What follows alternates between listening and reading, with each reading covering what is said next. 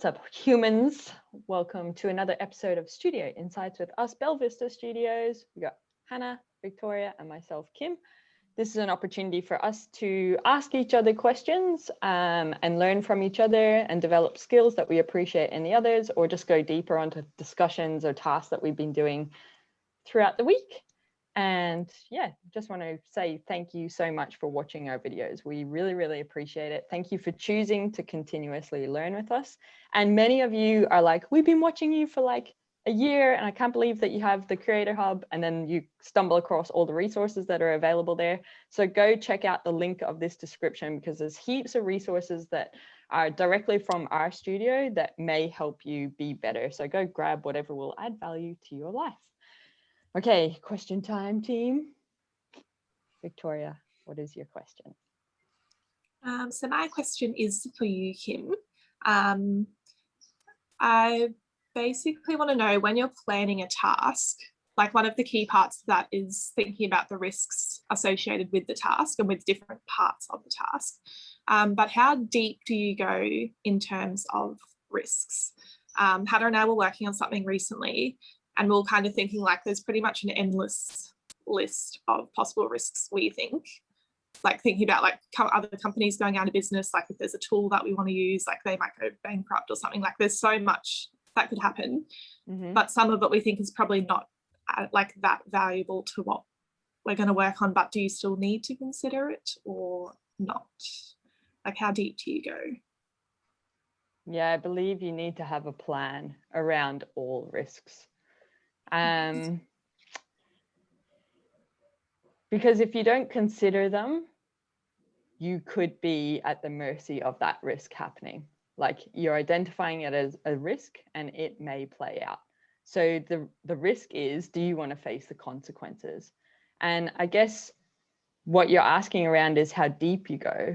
So you need to have a decision-making like process in place to help you decide on how deep you go. So for that, I'd recommend the ease and impact matrix, and you just set the criteria around that. So do you want to use an example, or do you want to talk at this high level? What's going to be the most useful?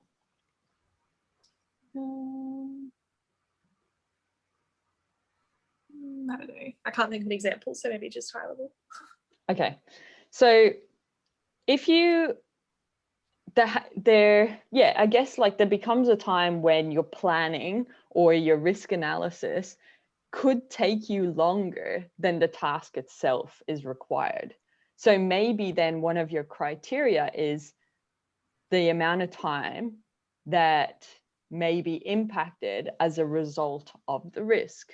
So if it is 10 minutes, 1 day, or over a day, or if it's a bigger problem that you're trying to solve, sorry, that's just reminding me of something else to share, is if it's a bigger problem that you're trying to solve, maybe it's like from now until a week until a month, and then a month until a year. And you have to have criteria thinking about the impact of that, right? And then the ease is, if this risk occurs, how can we recover? What does that look like? And what is our criteria around that? Or it's something small and we'd have to do it again. Okay, how long would it take us to do it again? 10 minutes, sweet. Let's look. If it happens, it happens, we'll deal with it. Because that criteria and that effort to redo something for 10 minutes is not a big deal.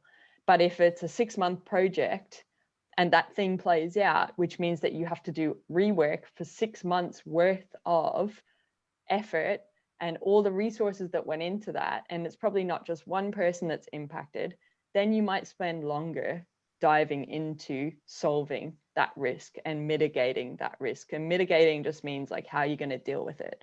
And there's like, this is like, probably if you've done health and safety training as an instructional designer, you've seen the little matrix, which is, or not the matrix, the hierarchy of how to get rid of risks. And it's like, eliminate the risk. I don't know if this is going to be the exact correct order, but you can just Google it. So eliminate it, get rid of it completely. Substitute, or swap it in, or accept the risk. So there's criteria to help you, and then you just need to put it in for the parameters of the context of your specific problem that you're solving.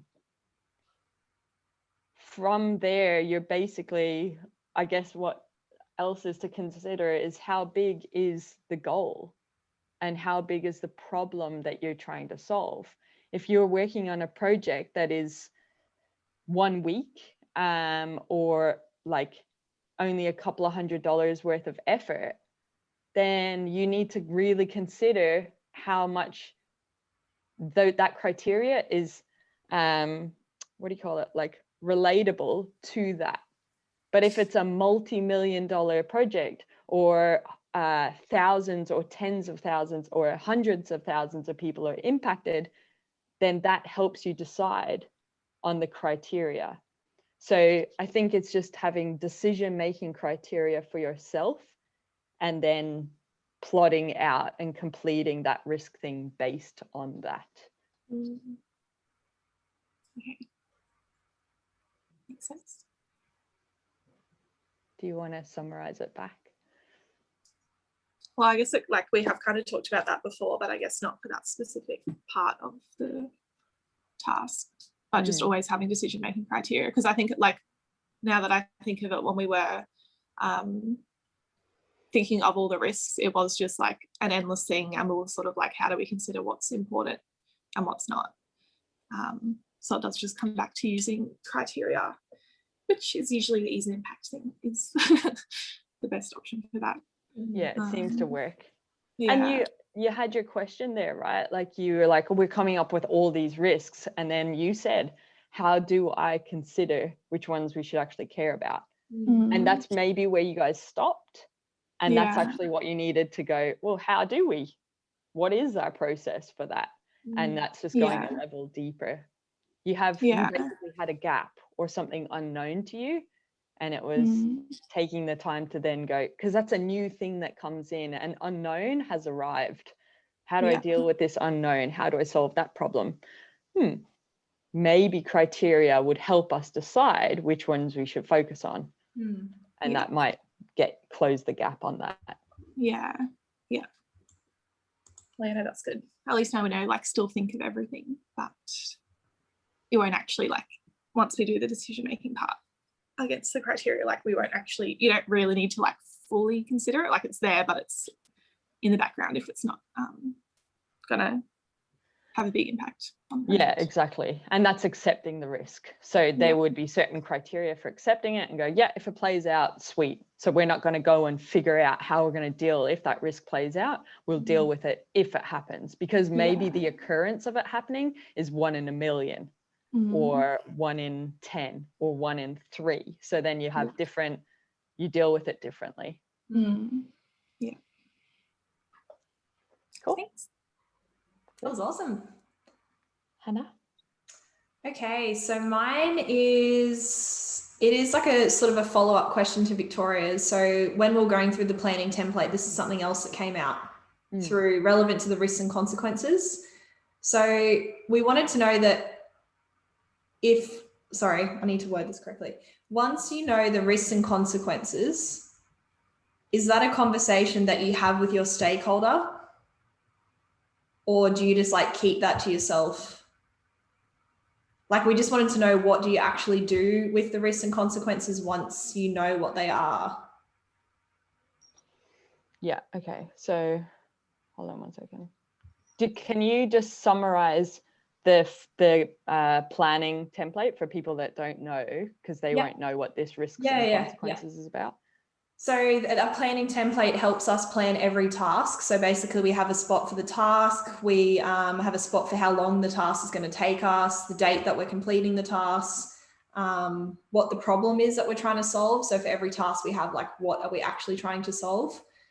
We have a spot for the success statement. So a really clear statement of what success would look like in the future if we solved that problem and met the goal. And then we also have assumptions. So are there any assumptions that we're making that could potentially be impacting the task that we're doing? The risks and consequences. So for every action that we take, and relevant to the problem and goal, what risks and consequences are there? And then, sorry, Yibby. And then we also have the tasks that we need to complete. So yeah, that's basically an overview of what the planning template is, but it helps us to complete our tasks and consider risk, consequences, the assumptions we have, what we actually need to do, what success looks like. Mm-hmm. Yeah. Okay, so as you're going through that, you're trying to solve a problem and you identify some risks and consequences, and then you're saying, what do we do with that?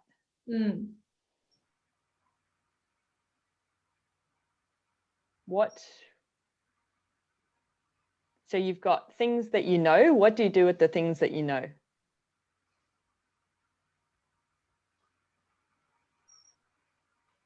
Well, I'm thinking Victoria's question helped answer a part of this. So it's about plotting it and deciding whether you want to like pull apart the risk more. Like if you're happy to accept the risk, you just sort of leave it as it is. But if it is a bigger risk, I guess you'd sort of think up of solutions and sort of prepare for what could happen if that risk took place. Is that right? So that's one part of it. Then another part is I'm thinking like where this has come from as well is like I know in client meetings you'll be like doing the risks and consequences in your head. So for the example that you and I did the other day, it might be like, what if I can't get you a Qantas flight? Does that mean that you don't fly at all? Because that is a risk. Do you actually like find out from the client in that moment, like I've identified this risk, I need to find out from the client now if that risk happens, what they would want to do? Sounds like it would be helpful. Yeah. I don't know, like if you, because then it's sort of like having a conversation with the client and talking about things that haven't even happened yet.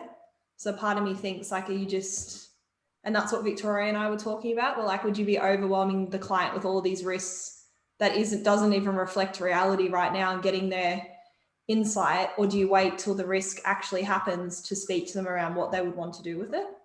That's where we got a bit stuck. Okay.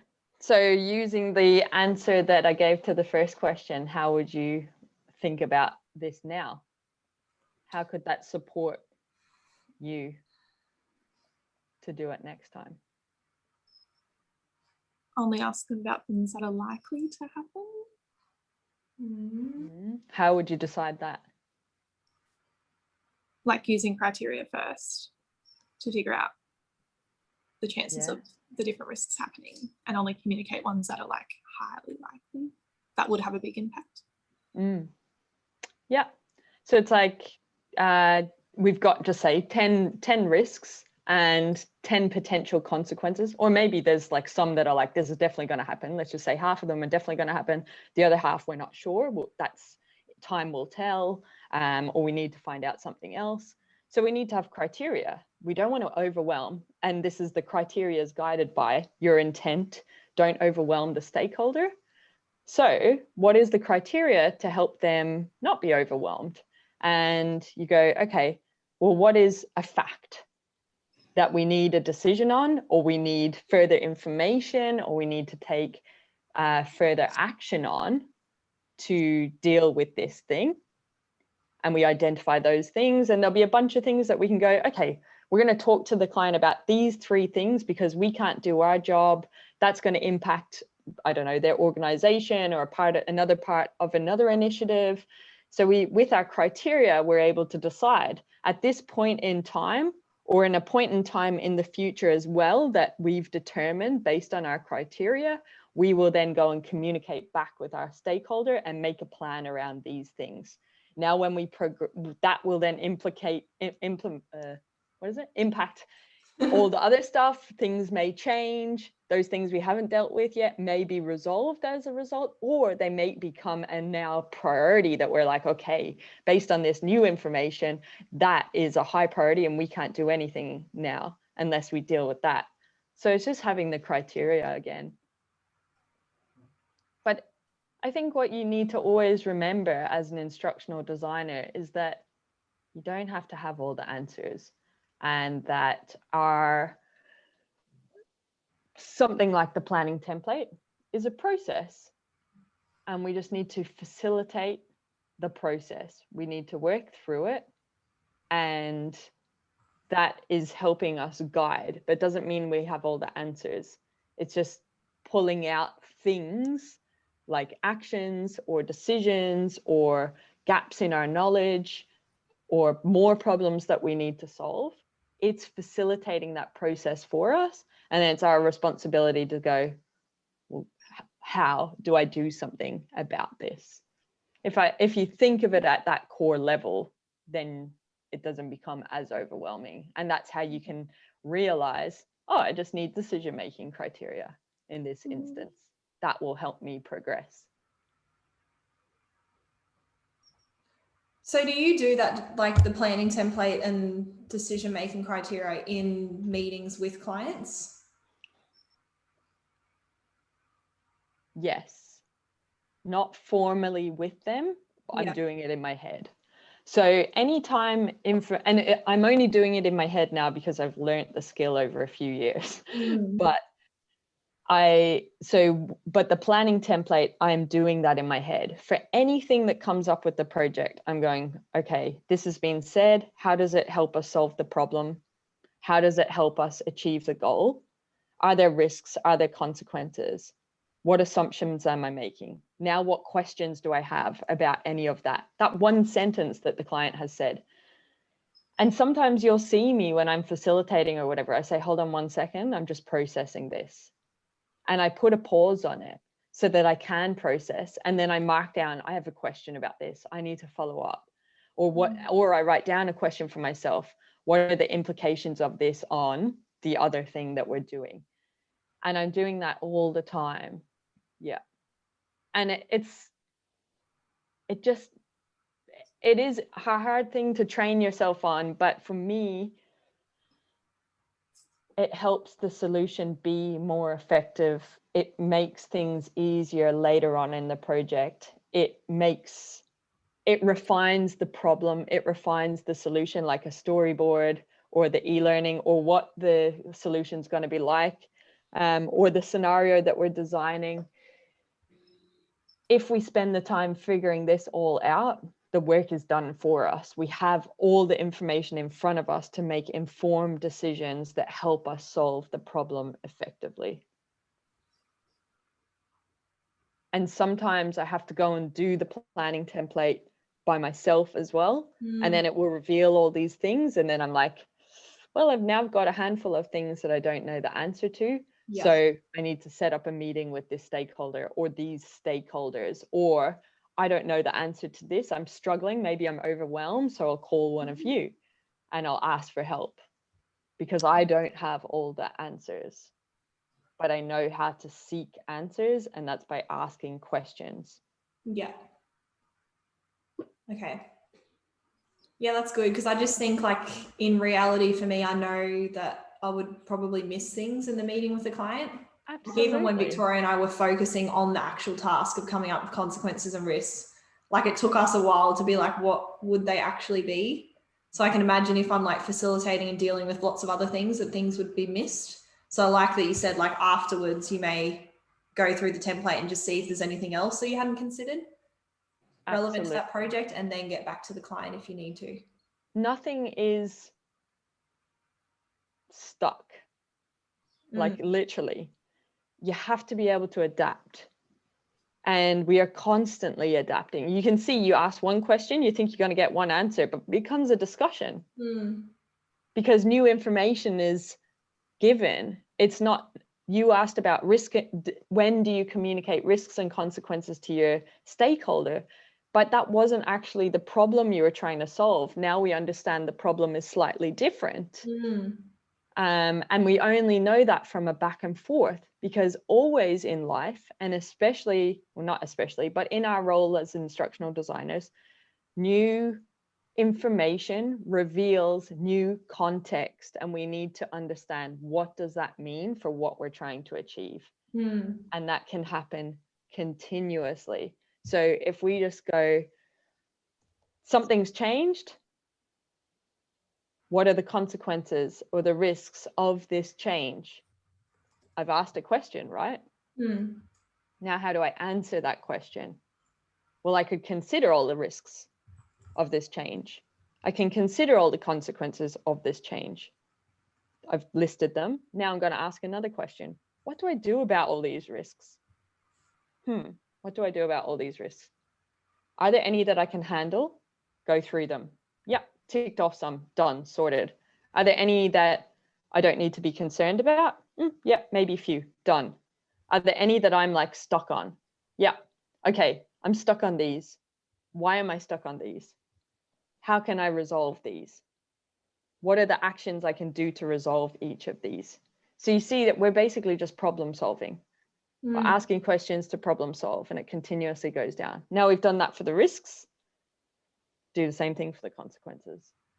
Yeah. Okay, that's good. Thank you. All good.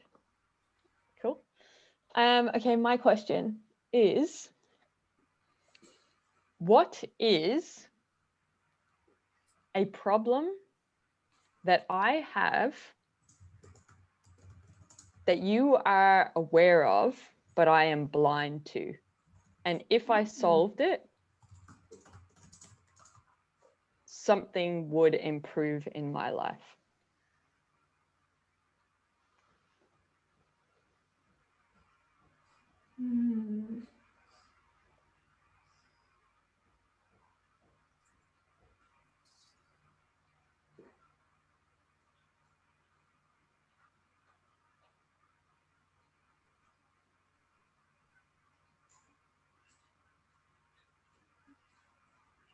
So many problems. Hard to It's your choose one. decision-making matrix or criteria to figure out No, which kidding. one.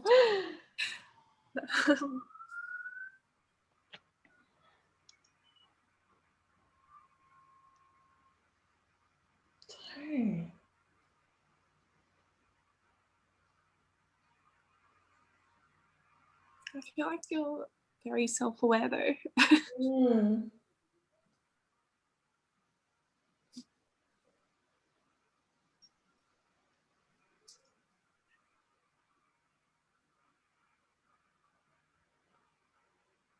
Something that I am blind to, but is so obvious to you.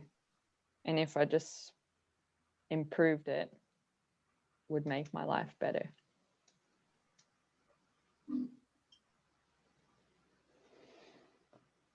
Could be, do you want, maybe some parameters might help?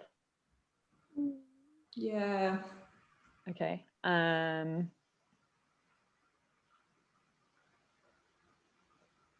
Communication.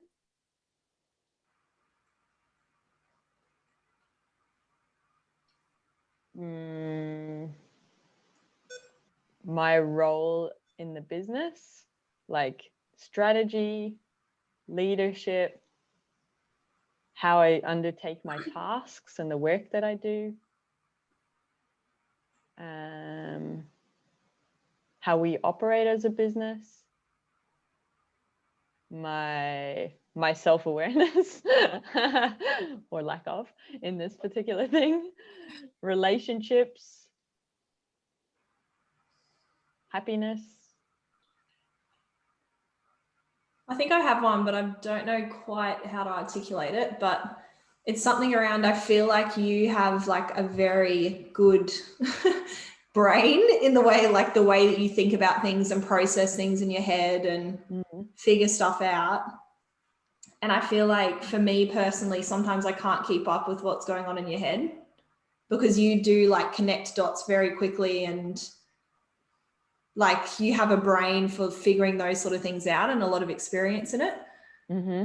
So I feel like sometimes I do get overwhelmed when I'm trying to keep up with like where you're at with something and I'm like, what? Like where did that, I don't know where that came from sort of thing. So, but I think you also do a very good job of training us and showing us how to think like that. But yeah, I don't know whether it can, because for me, like I learned from like structure and having like some sort of like visual or like seeing what is going through your head. Like you might notice that I like type when you're talking and sometimes you're like, can you just like listen to what I'm saying? But I'm like, I can't comprehend everything that you're communicating across. So I'm just wondering whether there's a way that our communication could be improved through and enable me to understand your mind more and how that solves problems. Do you have any suggestions that would support that? I'm thinking maybe like visuals, because I know like you're very good at coaching, so you'll ask me questions to help me understand, but I think sometimes maybe if you could like draw a diagram or just something that's, I don't know, not like real structured. No, I'm joking. Like just something I could do stickman. So like this is where I started and then I did this and then I did that, so I can like see it and process and then understand the concept of that way of thinking a little bit more. But that's just for me personally, because I do struggle to like take in lots of information and connect the dots in my head in the moment. That's probably mine. Interesting. I was thinking about that when we were doing this particular video. Actually, it would be awesome if we could pull up, like we just don't prep for this, so like but if or just we were drawing it, and even just showing the planning template rather than just going here's the things, because there'll be other people like that. Okay, so it sounds like it is communicating the thought process behind how I get from A to B. Yeah. Cool. Thank you for sharing. Vic, have you found one? If I can think of anything. Because like I agree somewhat with what Hannah said, but at the same time, like I don't know that I'd say like you're blind to that, because I think when we have had group discussions where Hannah and I might be like, what the hell? What is happening right now? What the hell are we talking about? Like, I think you know that, like you've said before, like maybe I'm not communicating it properly or like whatever it is. I think like to some extent you do know that already, otherwise we would all always be on the same page kind of thing. But yeah, I guess there's like, it's still something we can all work on. I just wouldn't necessarily say like you're blind to it, because we all know that we're not always on the same page with things. And it's usually when like if it's when you're trying to teach us something, if Hannah and I like are both struggling, then there is like it's on us as like we have some responsibility in that too. But yeah, I guess maybe it is like something to adjust somewhere to help us. But I don't know if it is, like for me, I don't know if it's a visual thing. I just feel like I just don't get things sometimes. I don't know what exactly it is that's missing that would help me understand it more, but yeah, I can't think of anything that you don't know of. Yeah, I agree with you, Vic. You're not blind to it, Kim. It's just like trying to figure out ways that we can make it work. Yeah. Because yeah, it depends. I don't know. Everyone's brain works differently. So it's just figuring out what works for you, I guess. But it's sometimes it is like, I know the concepts can be simple. It is sometimes, personally, I find it difficult to fully grasp the concept, even if it is simple. I don't know how to explain it, but it is like very high level thinking a lot of the time. Well, yeah, I think it's kind of like it's simple once you know that, like Kim knows it, so it's simple, and we're like, oh yeah, that like makes sense. But it's like if you're not, like I would never have got to that simple output kind of thing. Yeah, I don't know. Once you know the answer, it seems simple, but figuring it out beforehand, like Kim knows how to figure it out, but we don't fully. What advice do you have for us, Kim, to better understand concepts that we get confused on?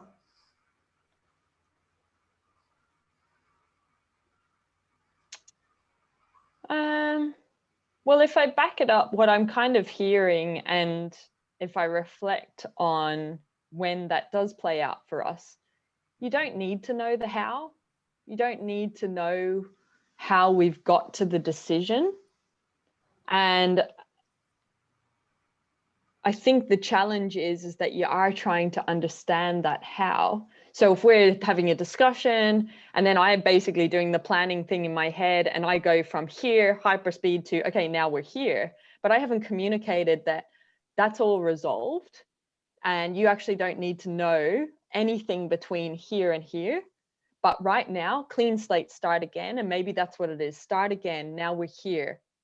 This is the problem, or this is the focus that we're on.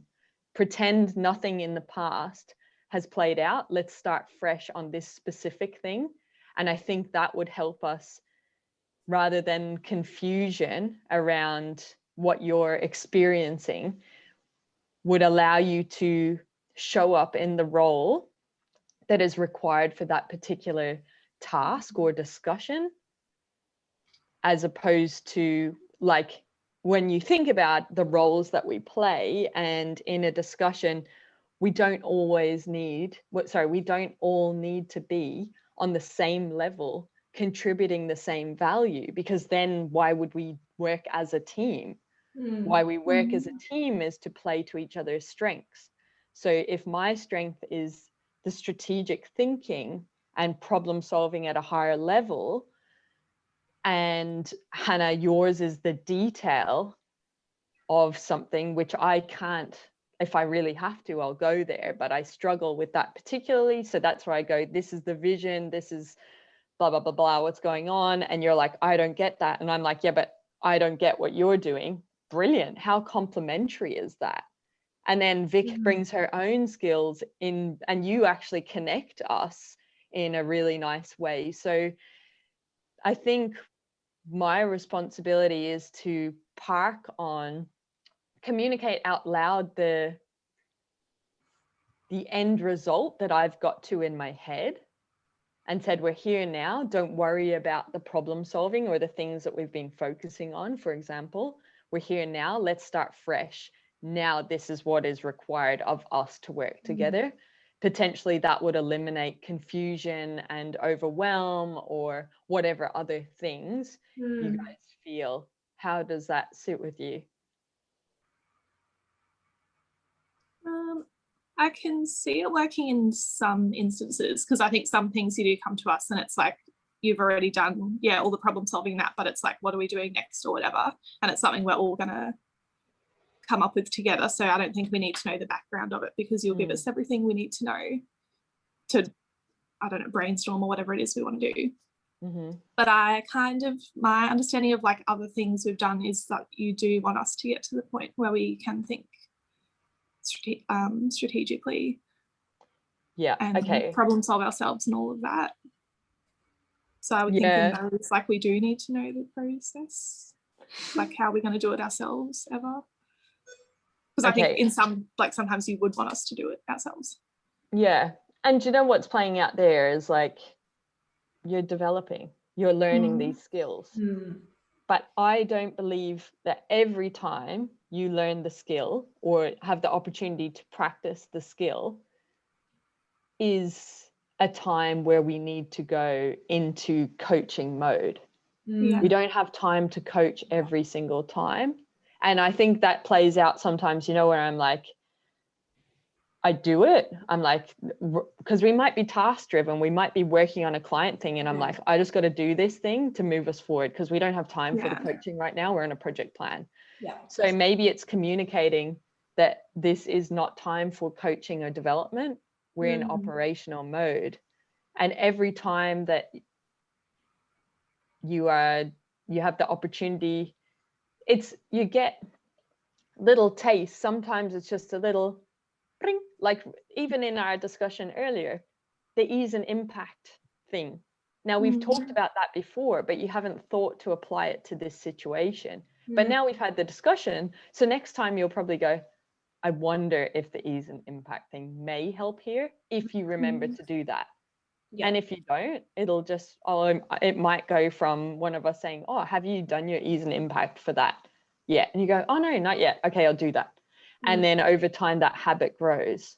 But sometimes we don't have time to coach. You get little snippets, you get like a little prompt like that, or you get an immersive discussion like this, or we do something together. So you get lots of opportunities for development, but we are not in full development mode all the time, because we are also operating in our roles as employees, and we have to deliver certain things. So maybe it's saying this right now is not time for development, but if through you witnessing it or being handed the task to complete the other part of it. You need further development, park that, and let's focus on that in your one-on-one catch-up or in Studio Insights. And maybe it's better clarity around that. And also acceptance that this is a skill when we think of strategic thinking and critical thinking that you're developing. So you're not expected to have all the answers. And I know that you're learning this. So sometimes in my head, what happens is I go, they're learning it and this is not the right time for them to develop this skill because something else is a higher priority, because I'm using criteria to decide, should I dig deeper on this right now in this moment, or should I park this and do it later or in another way? And I probably need to communicate that better. That's a realization for me, because I know I will try really hard to like do the strategic thinking and understand, and then I get frustrated and overwhelmed and I'm like, I don't know what's happening now. But that's good to know, like if we just communicate, okay, we don't have time for you to learn this in this moment, then I can like switch off and be like, okay, what do you need from me in this moment, and deal with that in time. Yeah, that's cool. That makes sense. That feels more peaceful for me as well. Because I think that can be a challenge of ours, is we're always trying to improve.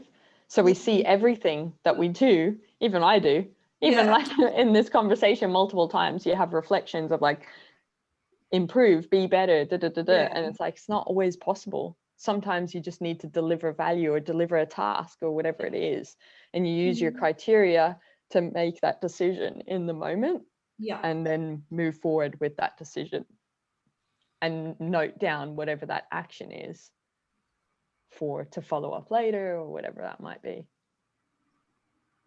How does that sit with you, Vic? In response to what you brought up?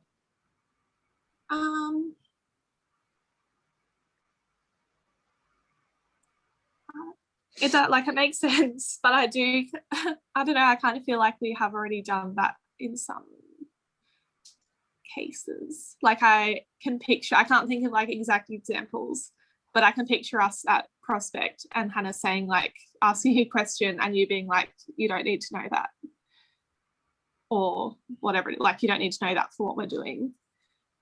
But Hannah and I still like, we feel like there's something missing that we do need to know, and you don't think we need to know it, but we think we need to know it in order to help. And that is, you say, or like you've said, like, we'll park that for now and just do this, but we're still kind of like, we don't know how to do this because you've parked that. Like, I think there has been times where there's still like a gap for us, even with you saying, you don't need to know that right now. It sounds, I don't know like if Hannah agrees with me, or if either, like, if you guys agree with that or not. Yeah, I do, but I think if we can go into the mindset of being like, drop it and put it to the side, because I know for me, I was trying so hard to get it right and I was getting frustrated and being like, no, like tell me what it is, because I don't understand it now and I get overwhelmed. And I've definitely been in that, but I'm just wondering whether if we say, okay, like drop it and then do the clean slate thing. And like try really hard to not focus on what's just happened in the confusion, and just like Kim is in a position where she can give us what we need to be able to help her solve a problem. Like she can facilitate that part of it. And I think I can see it working. Like I'd have to experience it, but I know what you mean though, Vic. We've definitely had that experience before where we're like, we can't move forward because we're like stuck in this. I think what I like from this, I definitely think I could be better, and I'd like the opportunity to execute better on that and prioritize creating space to communicate what we've discussed. And then to follow up with what you've just said there, Vic, I think another extension of that for me is when I say just park it, it's not necessarily right now we're pivoting, for example. Asking you the question, first of all, you guys asking the question if you have questions to ask of me before we move forward, but me also asking a question of you in that it's something like, how can you feel comfortable to move on with this pivot now?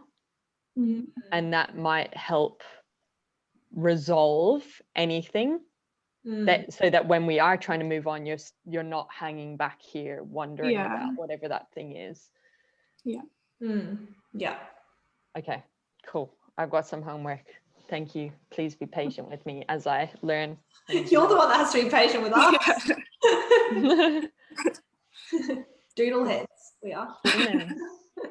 No, well, I am. I won't speak on your behalf. Yeah, I'm not. I'm actually quite intelligent. Humans are very intelligent. Okay, thank you for sharing that. I think even if you have something now, Vic, that you're like, this, I can't compute more. So I need to just hold on with this particular skill and communications approach. Yeah.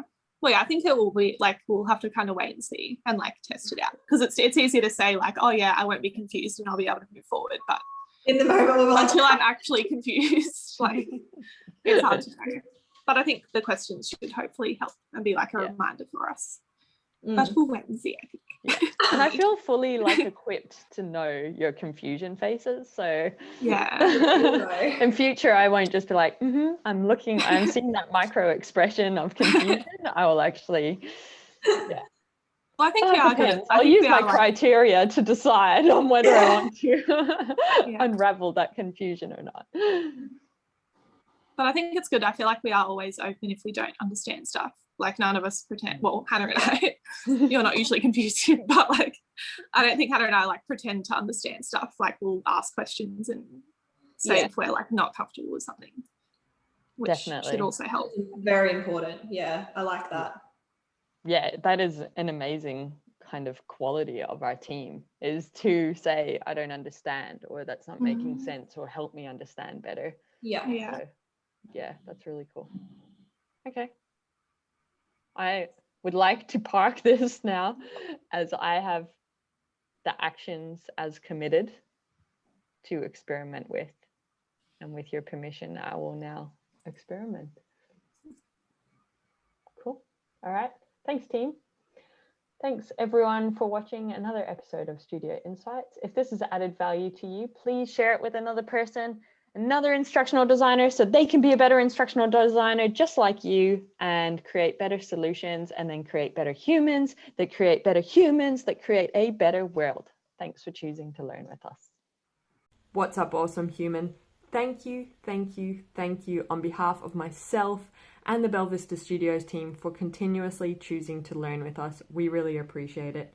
If the tips and the insights and the context resonate with you and you want to take your skills to the next level, or you want to make your life way easier, you will love our Creator Hub. The Creator Hub is a place for people like you and us. Basically, it's the stuff that we use internally at Belvista Studios, and then we just share it publicly with you. The Creator Hub is created by instructional designers for instructional designers, and what you'll love there at the moment is we've got a quiz, Could I Be a Better Instructional Designer, that has so much tips in the feedback if you're interested in human-centered design, or just taking your skills to the next level in terms of the solutions you're creating, the problems you want to solve.